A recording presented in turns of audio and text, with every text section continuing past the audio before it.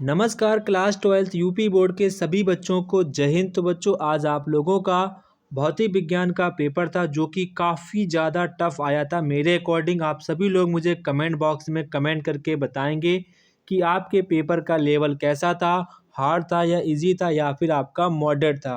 तो बच्चों सभी लोग सबसे पहले अपना अपना पेपर कोड मैच कर लेंगे। आपका 346 आपका डीटी आपका पेपर कोड है। पेपर कोड को मैच करने के बाद ही आप लोग अपने अपने पेपर की आंसर की को मैच करेंगे, ठीक है। तो बच्चों आप सभी लोग कमेंट बॉक्स में कमेंट करके अवश्य बताएं कि पेपर का लेवल कैसा था, हार्ड था या फिर इजी था या फिर आपका मॉडरेट था, ताकि बच्चों हम एक वीडियो बना सकें कि पूरे सेट का एक वीडियो बनाएंगे जिसमें हम बताएंगे कि पेपर कौन सा इजी था, कौन सा आपका पेपर टफ आया था, ठीक है। तो आप लोग कमेंट बॉक्स में कमेंट 100% करके जाइएगा, ठीक है। तो बच्चों सबसे पहले यहाँ पर आपका जो क्वेश्चन है, दो बिंदु आवेशों को वायु में एक निश्चित दूरी पर रखने पर उनके बीच 80 न्यूटन का बल कार्य करता है। जब इन्हीं आवेशों को एक वैद्युत माध्यम में इतनी ही दूरी पर रखा जाता है तो इसका मान 8 न्यूटन हो जाता है। तो माध्यम का परावैद्युतांक क्या होगा।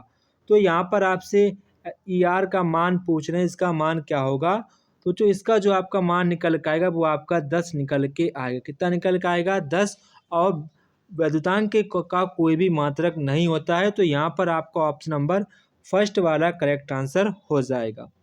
इसके बाद आपका क्वेश्चन नंबर नेक्स्ट यहाँ पर है, किसी समांतर अनुनादी एलसी परिपथ में अनुनाद की स्थिति में धारा प्रवाहित होती है, ठीक है। धारा किस रूप में प्रवाहित होती है, अनंत रूप में या शून्य रूप में या फिर निश्चित रूप में, इनमें से कोई नहीं। तो इसका आपका जो आंसर होगा शून्य रूप में धारा बहती है। तो यहाँ पर आपको ऑप्शन नंबर सेकेंड वाला करेक्ट आंसर हो जाएगा। इसके बाद आपका क्वेश्चन नंबर नेक्स्ट यहाँ पर है, वैद्युत चुंबकीय स्पेक्ट्रम में किस भाग में हाइड्रोजन की लाइमर श्रेणी पाई जाती है।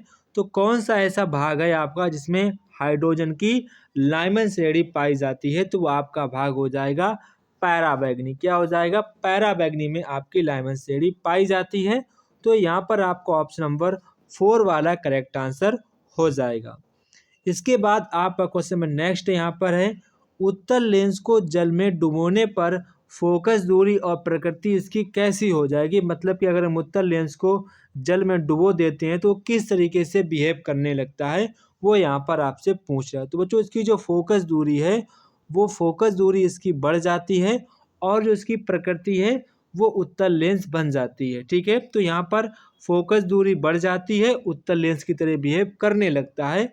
तो यहाँ पर आपका ऑप्शन नंबर फर्स्ट वाला करेक्ट आंसर हो जाएगा।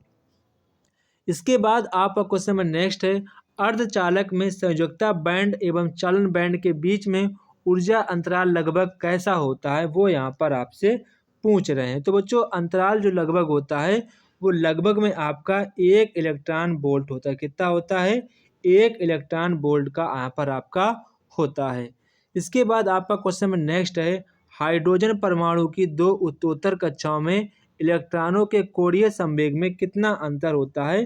तो जो कोणीय संवेग अगर अंतर की बात करें तो आपकी होती है h/2 आपका यहाँ पर अंतर होता है। तो यहाँ पर आपका ऑप्शन नंबर थर्ड वाला करेक्ट आंसर हो जाएगा। Option number third will be right answer this question. तो बच्चों जो पेपर है 346 DT का है, ये इस बच्चे ने इतना ही पेपर भेजा था। तो बच्चों अगर आपके पास एक एक नंबर वाले क्वेश्चंस हो तो उनके आंसर आप लोग एक साथ सभी आंसर को कमेंट कर देंगे ताकि सभी बच्चे अपना अपना आंसर चेक कर पाएँ, ठीक है। आप लोग इतना तो उपकार कर ही सकते हैं, आप लोग सारे आंसर को कमेंट कर देना है।